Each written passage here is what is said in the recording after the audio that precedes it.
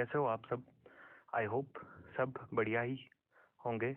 चलो, कोई बात नहीं। आपने अगर सब्सक्राइब नहीं भी किया, कोई नहीं, सब्सक्राइबर आ जाएंगे। बस आप कंटेंट देखते जाओ आप। तो अभी हमने कल जो क्वेश्चंस डिस्कस किए थे वो थे टेक 1 और टेक 2 के। तो अभी मैं लाया हूँ रीजनिंग के क्वेश्चंस। मेमोरी बेस्ड क्वेश्चंस हैं जो पूछे गए थे। 100% गारंटी है कि यही क्वेश्चंस पूछे गए थे, क्योंकि मेरे जो अटैम्प्ट्स है वो 28 रहे, लेकिन क्वेश्चंस मैंने सारे देखे। 50 क्वेश्चंस बराबर टोटल जितने भी क्वेश्चंस थे, 50 क्वेश्चंस मैंने सारे के सारे देख लिए। हाँ, पजल नहीं बन पाए, बट क्वेश्चन तो मैंने देख लिए। चलो स्टार्ट करते हैं अब, क्योंकि रीजनिंग यहाँ स्टार्ट करने से पहले ये बताऊंगा कि रीजनिंग गेम चेंजर है इस एग्ज़ाम में। क्योंकि रीजनिंग जो आई थी वो बाई पीओ प्रीलिम्स लेवल की आई थी। बहुत अच्छी रीजनिंग थी। मैंने बहुत सारे बैंक एग्जाम दे रखे हैं, प्रीलिम्स क्वालिफाई किया, मेंस भी क्वालिफाई किया हुआ है। इवन मैं एसबीआई में काम भी करता था, बट मैंने छोड़ दिया। तो इस वजह से रीजनिंग का मैं अच्छे से बता सकता हूँ कि तो चलो स्टार्ट करते हैं हम। तो सबसे पहले एक क्वेश्चन इनइक्वालिटीज़ पे क्वेश्चंस पूछे गए थे, जो कि 6 क्वेश्चंस पूछे गए थे। इनकी लेवल जो है 2-3 की इजी थी, 2-3 मॉडरेट थे। बैंकिंग के हिसाब से मॉडरेट थे, सिविल इंजीनियरिंग के हिसाब से 3 क्वेश्चंस टफ माने जाएंगे।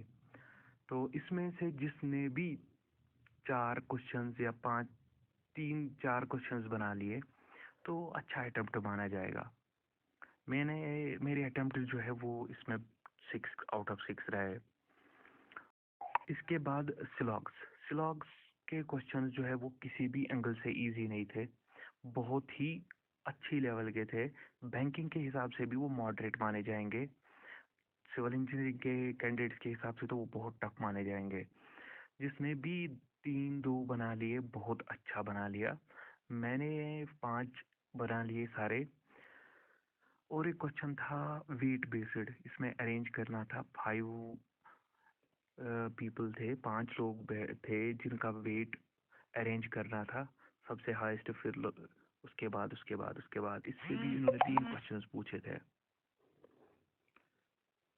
और एक क्वेश्चन था डायरेक्शन का, मेमोरी बेस्ड बता रहा हूँ मैं ये। डायरेक्शन बेस्ड क्वेश्चन एक था।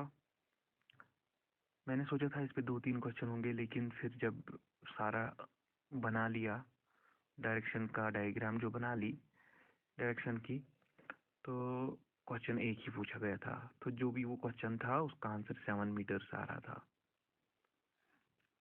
उसके बाद ब्लड रिलेशन, इतना घटिया क्वेश्चन था कि 4 बार मैंने ट्राई किया, चारों बार मैं फंसता रहा।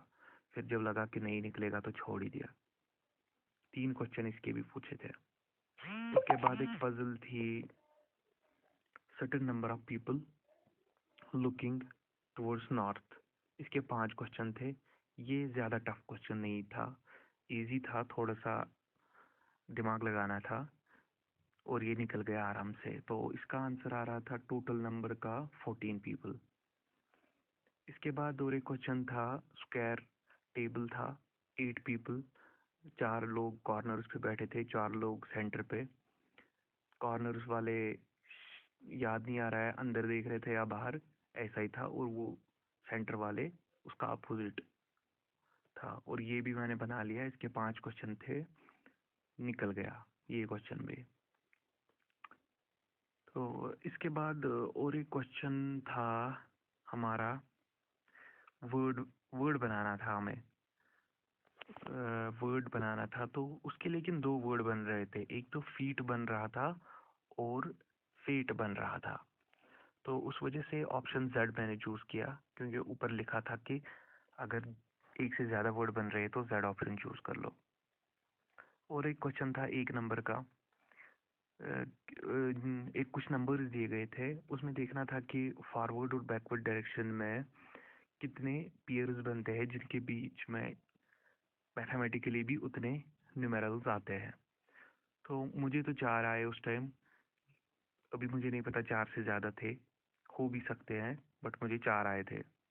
इस क्वेश्चन पे मुझे डाउट हुआ वहाँ पे भी, क्योंकि मैंने ये जल्दी में किया, मैंने दोबारा चेक नहीं किया ये। और एक न्यूमेरिकल पूछी गई थी जो 2 वेरिएबल की थी। इसमें कुछ लोग थे, 9 पीपल थे, और डेजिग्नेशन दी गई थी बैंक की, क्लर्क, एएम, जीएम, एडीएम, ऐसे ही उनको अरेंज करना था। तो मैंने ये बना लिया, लेकिन लास्ट में टाइम ख़त्म हुआ और मैंने एक ही क्वेश्चन मार्क किया इसका। और एक पजल पूछी गई थी जिसमें एज पहले निकालनी थी, डेट्स दिए गए थे और उसके बेसिस पे बनानी थी पजल। एज भी निकालनी थी और ईयर्स भी अरेंज करने थे, तो इस वजह से ये मैंने छोड़ ही दिया। और एक पजल भी थी 2 वेरिएबल की जिसमें कुछ फ्रूट्स थे जो कुछ लोग पता नहीं खरीद रहे थे या फिर क्या कर रहे थे, खा रहे थे, लेकिन मैंने ये देखा कि ये बहुत बड़ी पजल है तो इसको छोड़ ही दिया। तो अब हम रीजनिंग के सेक्शनल कट ऑफ पे बात करते हैं। तो आरटीआई रिप्लाई ये बोलता है कि 15 यूआर के लिए कट ऑफ है, लेकिन कुछ लोग 18 भी बोल रहे हैं। तो अभी ये कंफर्म नहीं है 15 है या 18 है। तो जिसके भी समझो आप 20 अटेम्प्ट्स है, एक दो क्वेश्चन अगर उधर इधर हो भी गए तो उसका चांस बहुत ही अच्छा बन रहा है। अब जिसने अटेम्प्ट ही 15 किए हैं उसकी एक्यूरेसी 100% होनी चाहिए, तब जाके सेक्शन क्लियर होगा। तो ओवरऑल देखा जाए तो रीजनिंग गेम चेंजर है।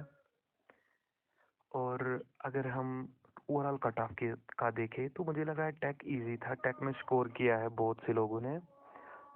तो ओवरऑल कट ऑफ अराउंड 190 के आसपास मुझे लग रहा है, ऐसा ही कुछ रहेगा। तो गाइस सपोर्ट करो। इसके बाद मैं इंग्लिश के मेमोरी बेस्ड क्वेश्चंस भी बताऊंगा। तो गाइस सब्सक्राइब करो और चैनल को लाइक करो और भाई को सपोर्ट करो। Thank you.